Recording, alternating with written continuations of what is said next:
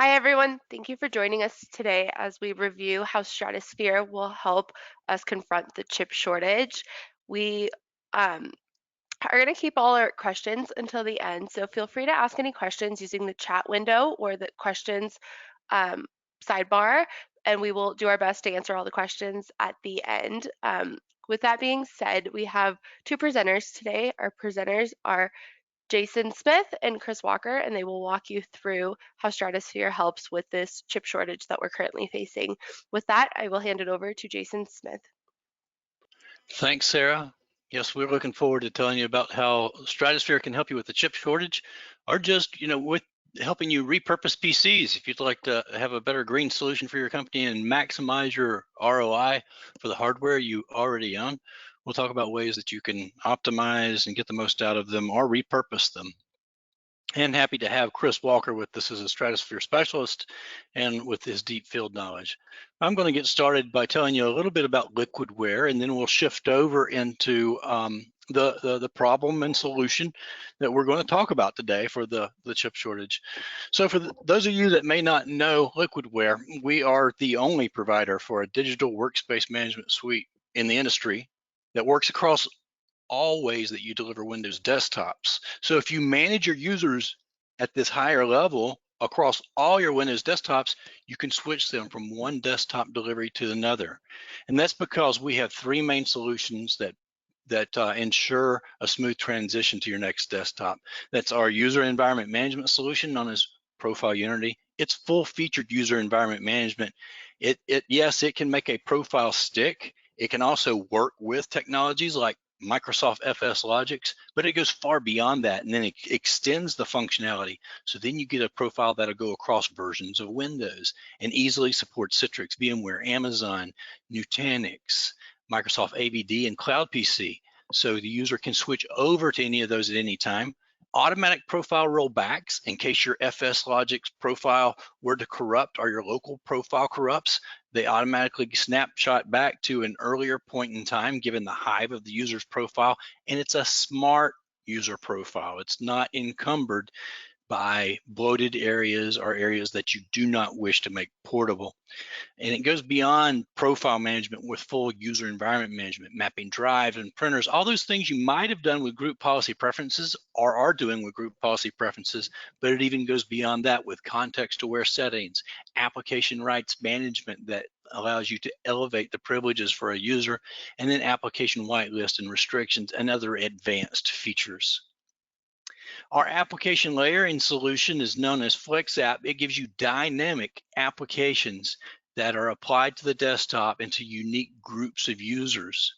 And we do this by working with the enterprise version, which is focused on working with Profile Unity for context-aware filters. And we're also going to be delivering soon FlexApp One technology. It's an alternative way to deliver FlexApp packages by relying on Microsoft Endpoint Manager or SCCM or any file share. So FlexApp One really decouples the application even further, allowing you to be very dynamic about it and use Microsoft technologies and allow you to go offline for well-managed machines and users, laptops that are well-managed. What do I mean by well-managed? That you haven't installed and uninstalled software over the series of months or years, and that the user hasn't really kind of trashed that machine. It needs to be well managed, so there's always a minimum of conflicts. And then our monitoring and diagnostic solution known as Stratusphere UX can help you assess for that next desktop that you're about to go to. And then it ensures the user experience by showing you stress points in those desktops, or even on the other parts of the infrastructure that rely on that desktop. So that may be the network, the storage. So we have agents that'll run in these pathways and report back and give you a composite user experience metric to allow you to troubleshoot desktops very quickly and to see trending before negative trends do occur. All these solutions, as I say, work across virtual, cloud, and physical desktops, and it's the only suite in the industry that allows you to switch from one desktop to the next and be very dynamic with your workspace management.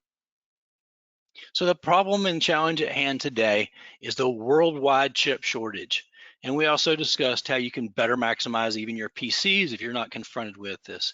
But to let you know and to confirm that this is very real, these are headlines that have been grabbed over the last couple of months that stress how it's very difficult to get the PCs that you want to run your business in time to support and keep your users productive. I'm not going to read these headlines because you can read them as fast as I can, but you'll note that they're all very trendy and very new with the dates. So it is a challenge being presented right now to desktop administrators worldwide. Of course, the chip shortage was, they say it was caused by chip shortage manufacturers reallocating where they were producing chips, because at first many industries said, no, we think we're going to have a downturn last year when COVID started, when in fact there was a spike and demand in the need for PCs for work from home and others. And now the industry is still struggling to keep up. And that's why it's difficult to get the machines that you want spec'd out the way that you want. So you need to get the most value out of what you already own. So you may be asking yourself, how can we diagnose performance issues? And that's so you can improve them, right?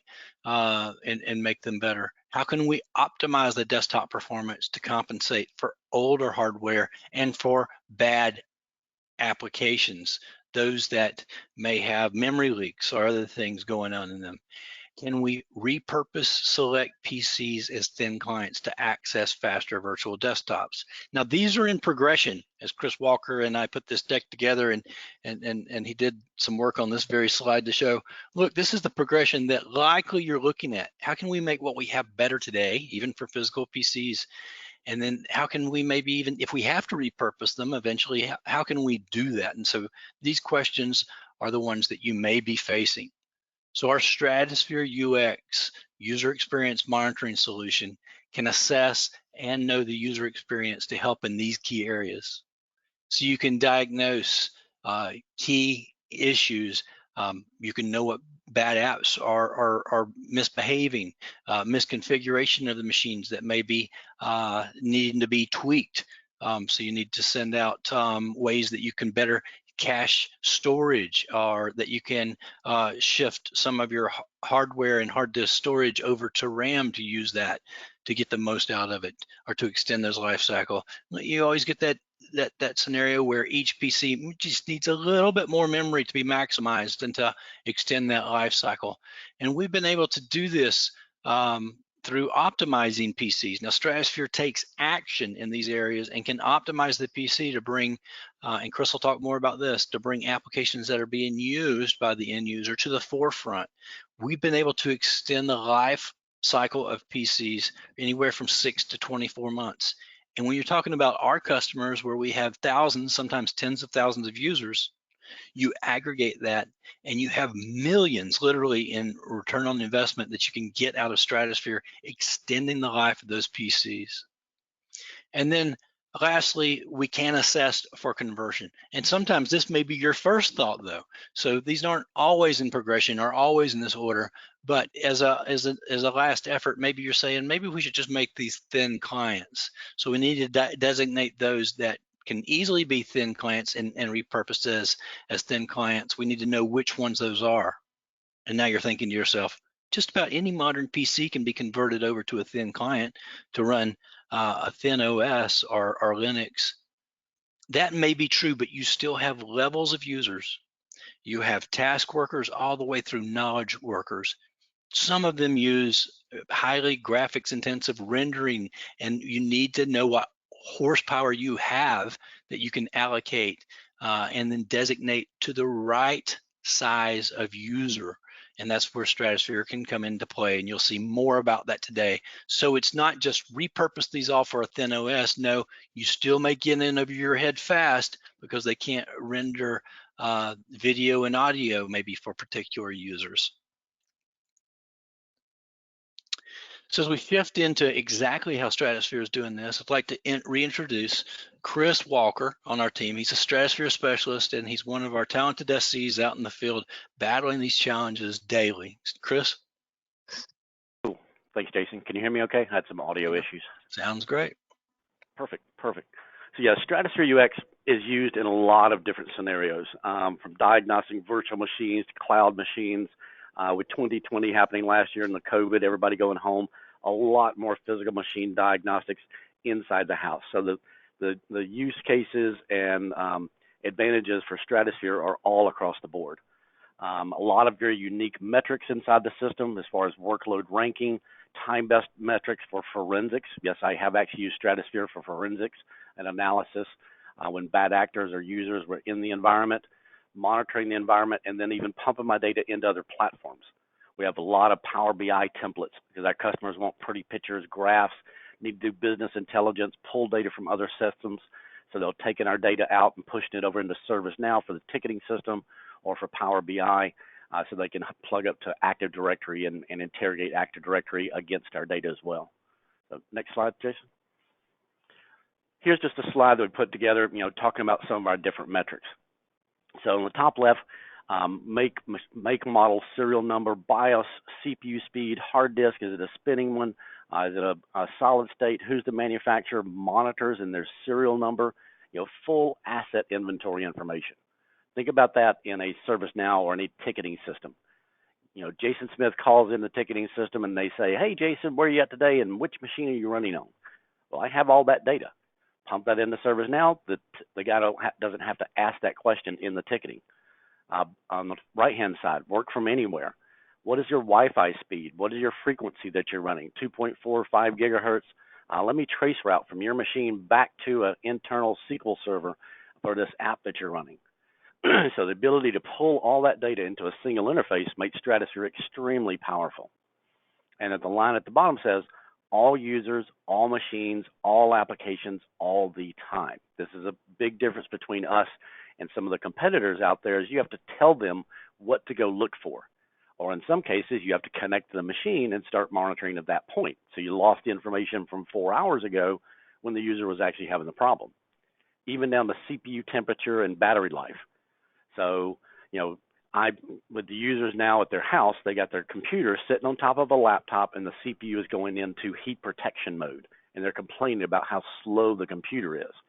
Take it off the pillow. Just a heads up, that's happening all the time. And I can see it in Stratusphere. Next slide.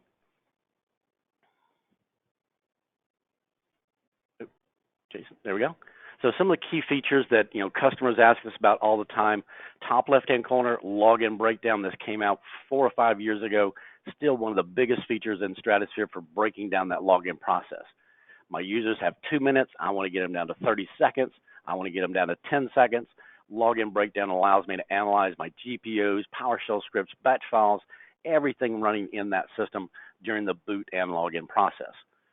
Very rich dashboards. Productivity, they're in the middle. So what's in the foreground? What are my users actually using in the environment? I know they log in at 8 o'clock. I know they start up all these applications because I can see them running. Now, which one is in the foreground? Had this, I think, last year into Stratusphere, so I can actually track foreground time of the applications. We already had it with our optimizer technology. We already knew what was in the foreground. We just started reporting it to Stratusphere.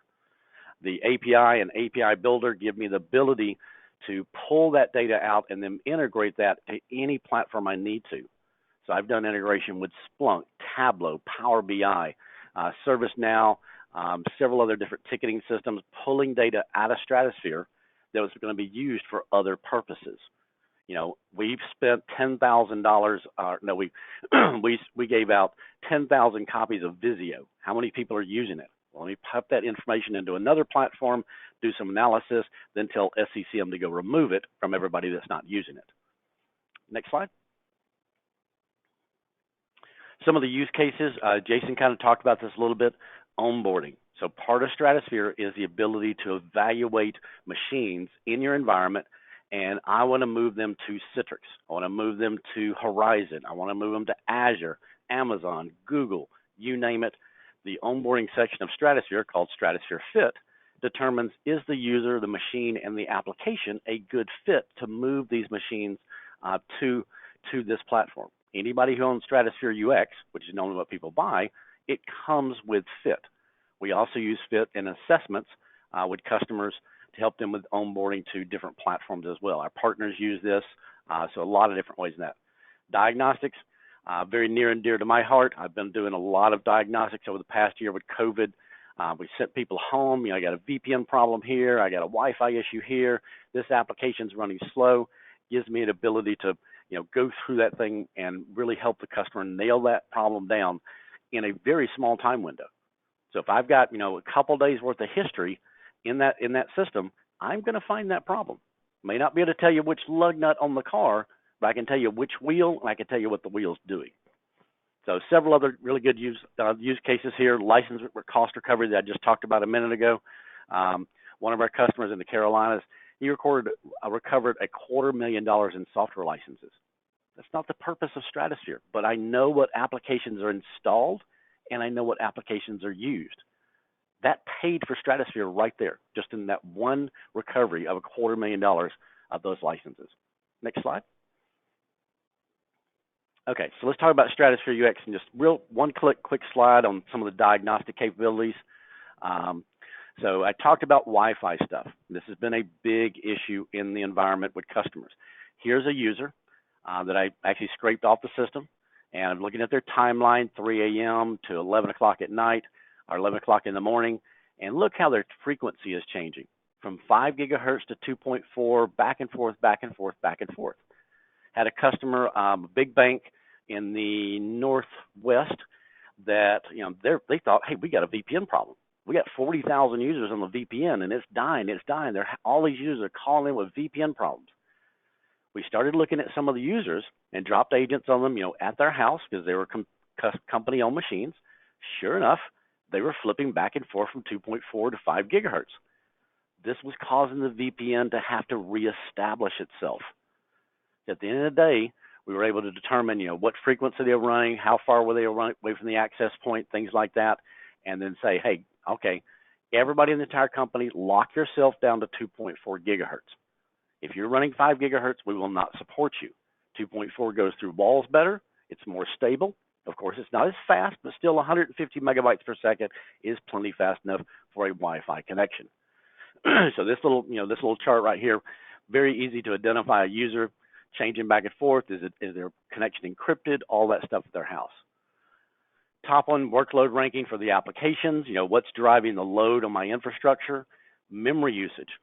I've done this 1,000 times over my lifetime where customers were complaining about an application or a machine running slow, and sure enough, we just need to give them 1 more gigabyte of RAM or 2 more gigabytes of RAM. In a virtual machine, it's pretty easy to do. Physical machine, not so much. But if I can extend the life of that machine by eliminating a bad application like Google Chrome Software Reporter that runs all the time and eats up my bandwidth, or by just sending them some new DIMMs that they can pop into their machine at their house. Laptop's a little bit more difficult, but give them a little bit more memory, or switch them from spinning 7,200 RPM drives to a solid state drive, and I can get another 2 years out of that machine just by doing some good level diagnostics and evaluating my devices. So it may cost me $1,000 to buy a bunch of solid state drives versus $1,000 per computer to replace the entire computer. So I prefer first to use Stratusphere and the diagnostic capabilities to try and fix the problem. Next slide. Now we're going to talk about process optimization. This is a feature built into Stratusphere. It works on Windows machines only, and this does work on physical and virtual machines. Now, this is what I call process optimization is the hammer, okay? It doesn't fix the issue. This merely masks the problems in the environment, which is why I like to use Stratusphere first to try and find where the problems are. So what is process optimization? Our process optimization capability is basically we're raising and lowering the priority of individual applications based on what's in the foreground. So think about it. I'm running Google Chrome. Actually, yep, here's the slide right here. Yep, next slide. So I'm running Google Chrome. You see here it's running 34%. This is Task Manager. This is normal Task Manager. I'm running Google Chrome. It's eating up 34% of my CPU. My boss calls. I need to flip over to Visio. Chrome is still in the background, eating up 34% of my CPU, but I flipped over to Visio. So we detect what's in the foreground and raise Visio to above normal and sets Chrome to low. This isn't clamping like some of our competitors. This is basically changing the base priority of the process itself. Very safe. So in clamping, and by the way, with some other technologies out there, they do clamping, and you can clamp even the virus protection software. Do not do that. That is very bad because the application still has to go through the AV to write that file to the disk. If you do clamping on your AV, you're slowing down the entire machine. Do not clamp AV. Process optimization, since we're only changing the base priorities, I will ask the antivirus program, hey, can I lower your process? It will say no. I say, okay, and then I look at other processes on the system that I can change. So a very safe process, do no harm mentality. This also does memory trimming as well by trimming out small portions. Instead of Windows paging, where it takes an entire block of memory and moves it to the disk, we trim little parts all the time. And you can turn this on or off as well. Next slide. So my PC Lifecycle Extension, actually, Jason, you want to talk about this as far as the recovery? Oh, Jason, you're on mute.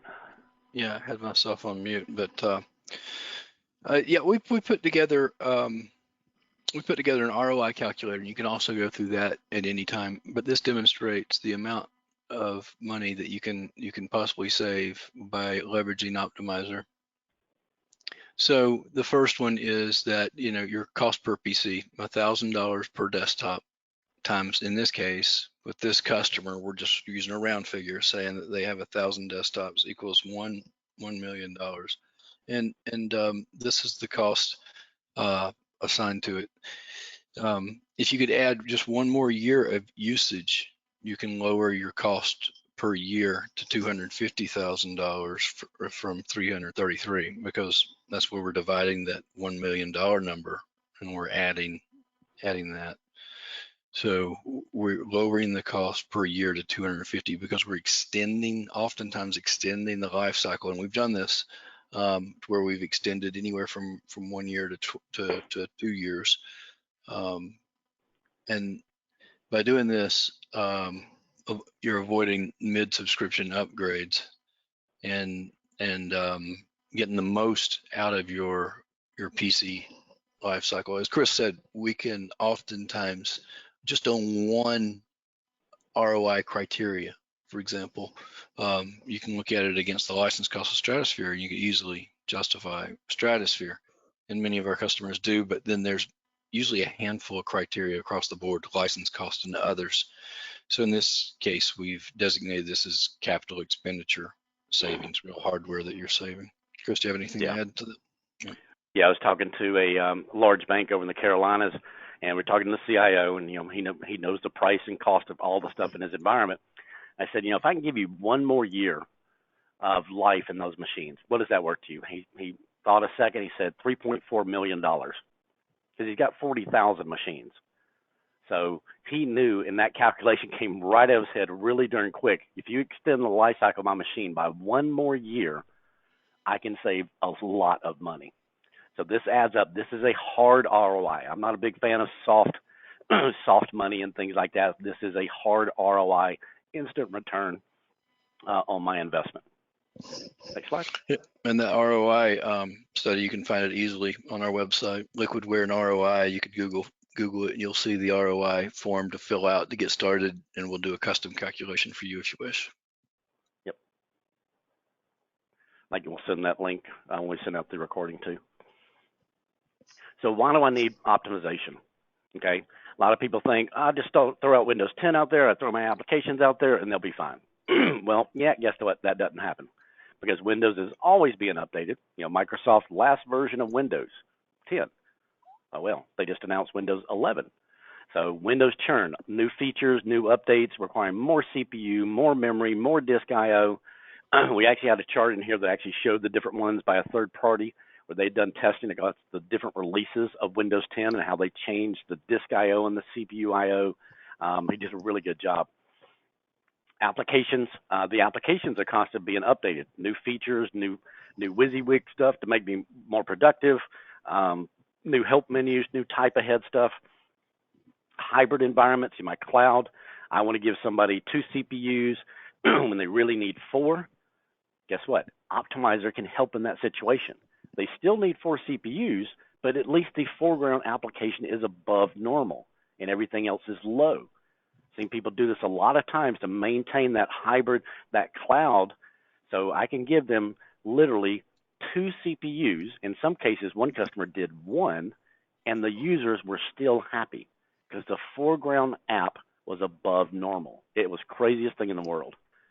Then user experience. Think about Microsoft Teams. And I saw an SE, one of my peers, do this for a customer, and never seen that before. This was about 6 months ago. User was having a problem in Microsoft Teams, and Teams were just running slow. It was high latency on the network, and we couldn't find the network problem. We did trace routes and all this other stuff. He turned on Optimizer because he said, "Wait a minute, Teams is extremely CPU intensive. So if it's waiting on the CPU to process those packets, it actually looks like latency." We turned on Optimizer, their Teams audio problems went away. But to us, as I was looking at the data, the latency of Teams was really high. When we turned on the Optimizer, the CPU was able to process the packets faster. Therefore, the network latency problem disappeared. It was the craziest thing I've ever seen in my life. Next slide. Process optimization configuration. This is right in the main screen. As the administrator, we'll have to configure this and turn it on. You can exclude certain stuff, like we want to exclude the VMware, Amazon tools, things like that. We have all that already built in there, so you don't have to mess with any of this stuff. Or you can add in your own exclusions. Don't ever touch this. Processes to be excluded, by path or extension. Maybe I want to automatically always raise this priority. Or I've got a bad process, a nasty little program that was written a long time ago. We don't have the source code, can't find the developer. So I want to lower this one all the time because it is just a nasty little program. Then terminate. I use this all the time with Google Chrome Software Reporter tool. Terminate that little thing because it is reporting data to Google about your environment. If you use the enterprise version of Chrome, you don't have that issue. But this helps just terminate those bad actors in that environment. Very simple to turn on. This can be done for a single user, a group of users, or globally, however you want to do it. And then we have different profiles that you can pick as well. Single user, multi-user, is maybe I'm on an RDSH environment, and you need different tuning profiles based on the platform and the users and sometimes the individual applications. Next slide. So why do we need optimization in a hybrid environment? I kind of talked about this a little bit. Hybrid environments, they cost operational costs. So the longer that machine's up and running, the more the CPU is being used, it's adding up money to my environment. So I need to be able to tune those applications and those workloads so that I can help with those undersized machines. I want to give the users 2 CPUs, 8 gig of RAM. I know they need 4 CPUs. I know they need 12 gig of RAM. Optimizer can help you mitigate that. Okay, they're still going to use those CPUs at their maximum speed, but at least the foreground application is going to be above normal. I had one customer where they were moving from Windows 7 to Windows 10. This is a couple years ago, and they didn't upgrade their ESX infrastructure.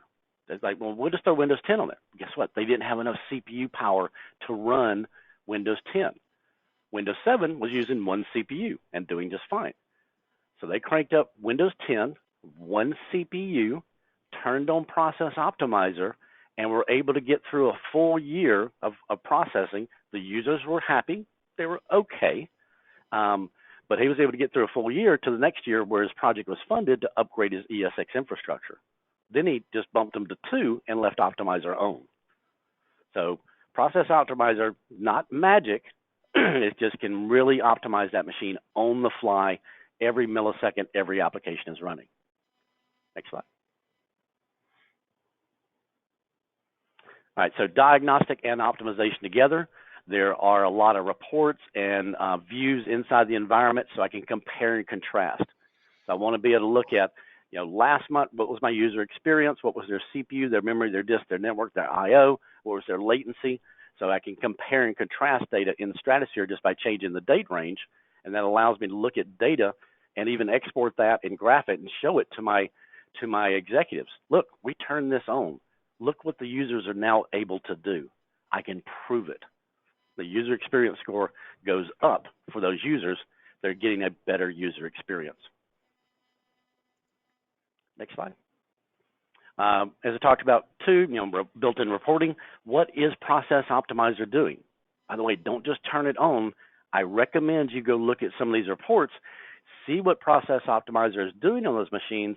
You may be able to just remove those bad actors or upgrade them to a new version, because I'm seeing this version of Snagit is doing this. This version of Snagit is not doing that. So with these reports, I can track what is Optimizer doing and potentially go fix the problem instead of just mitigating it. All right. So Jason, you want to talk about the repurposing? Sure. So there's a movement to thin clients, not just hardware, but thin client OS. And with the thin client OS, that's what we're going to focus on. And that is being able to put that thin edge OS on any type of hardware. So sometimes that means that maybe you had some older thin clients or some HP or WISE thin clients and you wanted to put something on it like Stratodesk or IGEL. So you would repurpose it and it would run a version of Linux and get you out there. So that's the use case that we're talking about by doing that for your PCs, to be able to have them run those types of operating systems or perhaps a version of Linux, and to be able to do that. So our assessment for thin clients and repurposing them is among the easiest in the industry. It's because Stratusphere is a Linux-powered virtual appliance. It's so easy to set up. It can run on-prem or it can run in the cloud and have machines report back to it while it's doing the assessment. And it does that through a little agent called a connector ID that is set on the endpoints on the machines that are being assessed. And those can be set to self-dissolve if you wish. So if you only want them on there for a limited time, they run for a month or so, 2 weeks to a month. And really, we need just a short period of time. 2 weeks oftentimes is good enough. You want to make sure that there's not a massive group on vacation or something like that. Otherwise, we're going to get enough data for repurposing PCs to thin clients in that amount of time for a couple weeks. There's no third-party licenses required. And again, this is looking at alternatives in the market. Some of them require that you spin up a SQL cluster just to do an assessment. No, that's not the case here. Everything is self-contained in that virtual appliance. Setup time can be as little as 15 minutes if the Stratusphere Hub appliance is already set up, to an hour usually. If you've got the prerequisites on hand, usually an hour is all we need. If you don't have the prerequisites and the security permissions in hand to set up everything that you need, sometimes it goes a little beyond that, but the list of prerequisites is on our website under the documentation. So it's very easy to assess for repurposing your thin clients. So what types of devices can you convert? I'll let you cover this one, Chris. Yeah. So what kind of devices can I convert? So what we're looking at here, I mean, our agent will run on Windows, Linux, Mac OSs. So I need to check out the CPU speed, TPM chip, how much RAM does it have, disk space, USB connectivity, graphics adapter. Everybody forgets about graphics, but I'm driving 4 monitors. So the GPU inside the system, the network, the Wi-Fi statistics, capabilities like that. So our assessment, written by a guy named Tom in our company, pulls out all this data out of Stratusphere, then prints you a really nice report that's saying, hey, these machines will run Stratodesk. These machines are a good set for a knowledge worker or a power worker running IGEL. So this is a very intense analysis of our data, which we've just basically automated in Power BI, because it gave you better output, better graphs, things like that. So we're using Stratusphere to collect the data. Power BI then generates some really nice reports for you. Let's talk about some of these thin OSs that you could put on devices. And these are organizations that we have are in discussions with or have a tighter knit alliance with. So the IGEL Edge OS has gotten a lot of attention lately, and it is built specific for this. Now, IGEL's been in the hardware business for a long time, but they're gaining a lot of ground in just the Edge OS and repurposing any vendor's thin client or PCs like we're talking about here. And so we have purpose-built reports for IGEL that you can run, and you'll see that as the example on the coming slides. We also partners with Stratudesk, and their solution is called No Touch Desktop.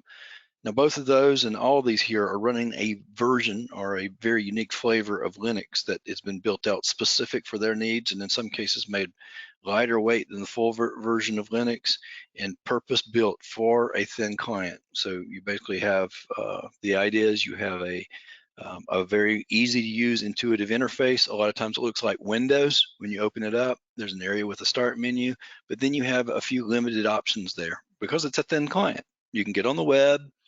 Maybe you've got a Citrix app in there, a Citrix client embedded in there, or VMware or Amazon or Nutanix or so on.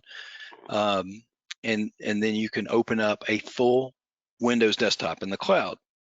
So repurposing full fat PCs into thin clients, and then leveraging the machines in the cloud that will indeed be faster than the hardware that you're accessing them from. 10Zig is another one. A lot of people think about them from hardware, and they've got a big commitment to hardware still, but they have repurposing software called PC repurposing software. ZTIM, Z Transformer, another one that we're seeing come on the scene, and they have an OS that does the same thing, and then they've diversified by doing printer management and a lot of things that are complementary in that space. And then you also may want to think your own flavor of choice for Linux to repurpose those machines to Linux boxes. And in that case, maybe you're self-managing what you're doing there for your unique choice for Linux. Maybe it's Ubuntu, maybe it's Mint, and you're rolling out also shortcuts to be able to launch an RDP session or WVD, AVD session or Citrix, etc. from those boxes, and maybe you want to repurpose to just full-blown Linux, because there's a lot of things that you can do with Linux these days. And by the way, Stratusphere has a native agent for Linux that will work across all those operating systems there on the final line here. And in some cases, we have unique Stratusphere connector ID agents that have been built out for vendors like IGEL and Stratudesk, 10Zig. And if your thin client's not mentioned here, or we don't have a unique agent for it, likely our Linux agent will work, and you can inquire with us if we plan to build out for that flavor of OS to give you additional metrics. Now, if you look over at the right side, the sidebar in this slide, you'll see that there's other things that have emerged lately for Linux. Windows 365, so Windows as a service in the cloud, had just been announced within this last month, just a couple of weeks ago. And this is a cloud PC, very turnkey. They have announced that Windows has announced they're going to deliver a Linux agent for that. It's not available yet, but Cloud PC, I understand, is going to be available in this quarter, maybe as soon as next month. And you'll see that as an option. So it's a very unique thing there. It doesn't take the place having a Linux agent of these Edge OS systems, which you can do far more, but it is another way that perhaps you want that Linux agent to run on a Linux, Ubuntu, or Mint. Yep. And Jason, just make sure everybody understands, we have agents for all of these systems. So if I have a Stratudesk IGEL sitting at somebody's house, I can drop a Stratusphere agent on those machines, sometimes just by checking a button in their management platform and turning it on or activating the service. And then I've got Wi-Fi statistics. I have their CPU, their temperature, their make, their model. So I'm still getting all of that, really good detailed information, even though it's a thin OS sitting out there in the field. And with my ServiceNow connector, now I can pump that data, because like IGEL, I don't think Stratudesk has one either. Neither one of them have connectors for ServiceNow or for other ticketing systems. So now I can take your thin device sitting at your house, correlate that to the virtual machine in the cloud or in Citrix, and link the two of you together so the ticketing guy knows, hey, your Wi-Fi statistics at your house are out of whack, your virtual machine in the cloud is running just fine. So really good use case to integrate those two together, use my connectors and my API to pump that data into other platforms so that my ticketing people have at their fingertips the data they need to see why is this user having an issue. The virtual environment is fine. I always have monitoring on that, but now I can actually see at their house with these thin clients. Mm-hmm. So we're talking about, just to recap, we're talking about 2 plays for Stratusphere in here. Assessing for old hardware to see, how you want to categorize it for which desktop you want to run here, if you're repurposing. And then after that, Stratusphere has an agent that can ensure the user experience of these Edge OS systems. So there's 2 plays there, the assessment and the ongoing user experience rating that you'll want to know and to be able to use for troubleshooting. Yep. Chris, would you like to cover this example that we have for a report we've done for IGEL? Yep, so this is actually on our community site. So anybody who currently owns Stratusphere can download this Power BI template, plug it, point it at your Stratusphere system and run it against your existing devices. And it's going to show the, what are they compatible, what's it recommended, multimedia, will it work for Citrix? This is a Citrix example. And basically show me which machines, have graphics adapters, which machines can handle what kind of workloads. So this is a real good way to just, hey, I've already got Stratusphere and I want to see, hey, would they fit in IGEL? Will they do Stratodesk? What's my requirements? This checks all the boxes, CPU, GPU, RAM, USB, networking capabilities, and gives you a real pretty report. Hey, we can take these machines will work, these ones won't. Here's the make, model, and serial numbers of the ones that won't, that we need to repurpose or throw away. So right on our community site, you can download this. Any of our customers, also a lot of other good Power BI templates up there too. Mm-hmm. Right, and this goes to our point of ranking these machines, because some of them are suitable for multimedia here and some are not. So your task workers, maybe those that are working the call center, they get the ones that are just meet spec, while your power users may get the ones that can do multimedia. So Chris, well, I'm going to ask you if you have any final thoughts here in a second, but if you're interested in more resources, we have several available, and of course our website's out there.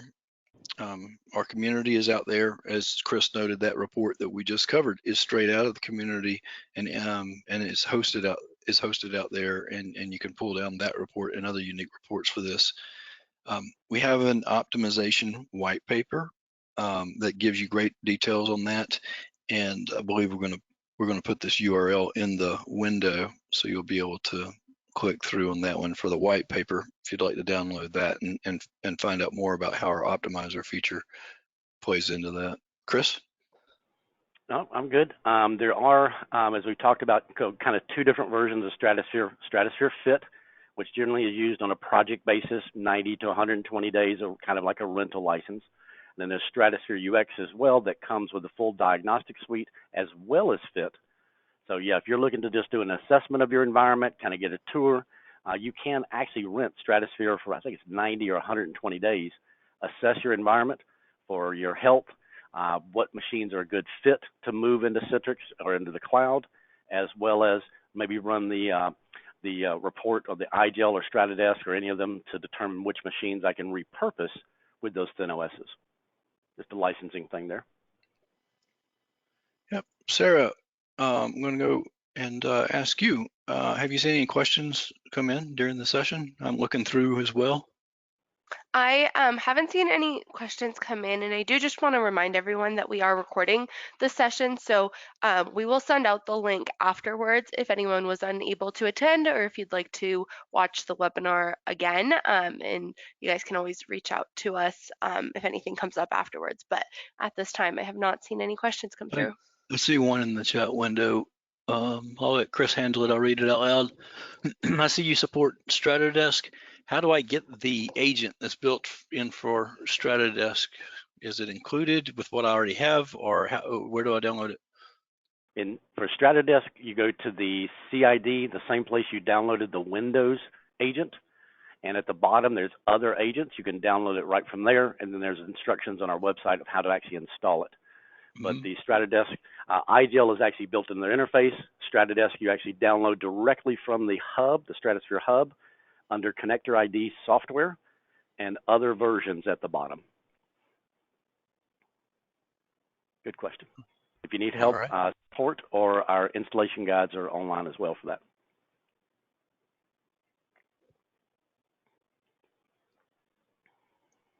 Okay, great. Okay, Chris, here's another one for Optimizer. Does Optimizer work for graphics intensive? I'm trying to figure out what he means here. Graphics yeah, will it help optimize graphics intensive applications? Yeah. Yep. Basically, it's a process that's running in the CPU. So if other processes, and this, it works at a core level. So I may have a dual processor machine with 4 cores each. So if an individual core is overloaded and that application is running against that core, it would put all the other processes on that core in low priority mode and raise that process to above normal. Now, if your graphics adapter is too slow or things like that, we don't really help that. But yes, it will help if the machine is under duress from other processes. It will put them in low, thereby giving that process higher priority on the CPU. Yeah, here's another one for Optimizer. So this works with physical PCs as well as virtual PCs, Optimizer? As well as virtual. Now, I don't generally recommend it in virtual. I prefer to use Stratusphere to go and fix the problem first. Let's go diagnose it and try and see if we can fix it, because it's a virtual machine.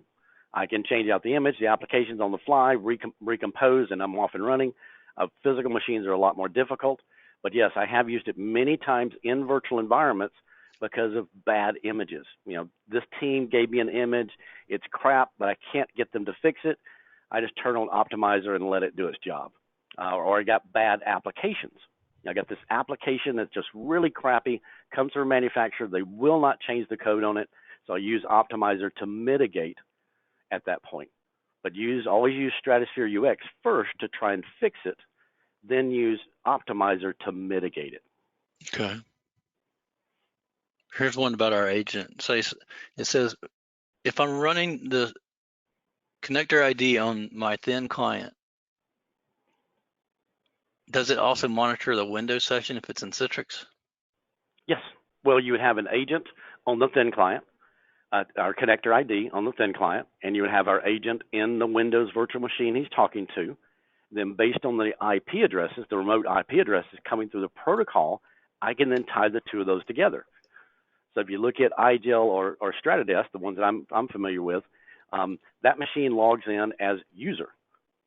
I don't actually log into that machine at my house, Chris Walker. It logs into the OS as user. So it's very difficult. But I have an agent in Amazon or Azure or on Citrix or Horizon, and I know the remote IP address that it's coming from.